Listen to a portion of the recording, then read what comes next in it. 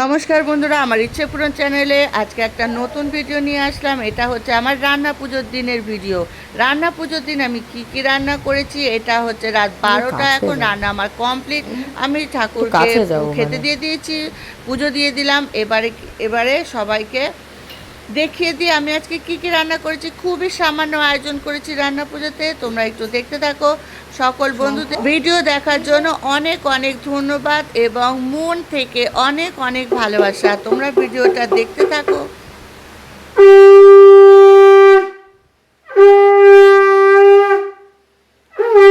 দেখো, ঠাকুরকে তো খেতে দিয়ে দিয়েছি।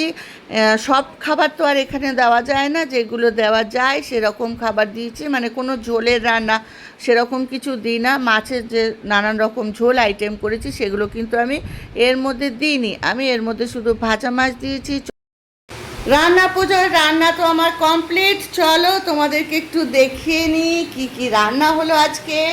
ভাত তো থাকবেই, এটা নিয়ে তো কোনো আলাদা কোনো কথা হবে না।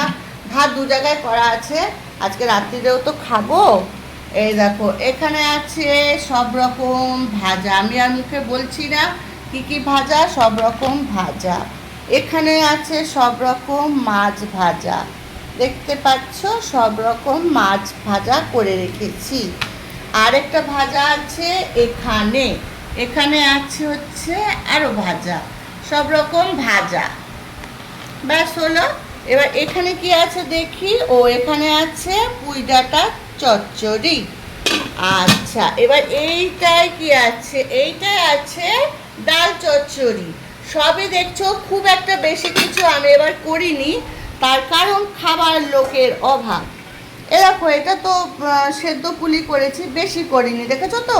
সবই করেছি কিন্তু কম কম করেছি।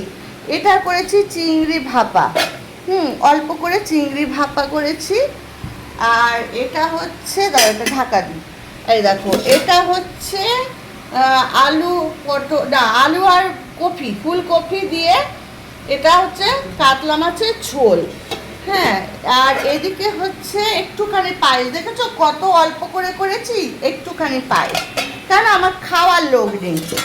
এটা হচ্ছে আমড়ার চাটনি। চালটা আমি কাটতে পারি না মানে আমার হাতের প্রবলেম আছে, চালটা কাটা প্রবলেম, আমার পারি না বলে ওই কারণে আমি আমড়ার চাটনি করি।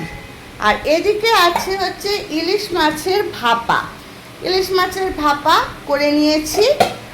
আর কি আছে, আর কিছু আছে কি দেখানোর বাকি? না, মোটামুটি সব কিন্তু আমার দেখানো হয়ে গেছে। তা কেমন হলো আমার রান্না পুজোর রান্না বান্না, তোমরা একটু জানিও।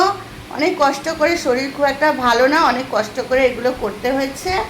যাই হোক, তবে এই রান্না পুজোটা আমার ভীষণ ফেভারিট একটা মানে দিন, জানো তো, ভীষণ ভালো লাগে।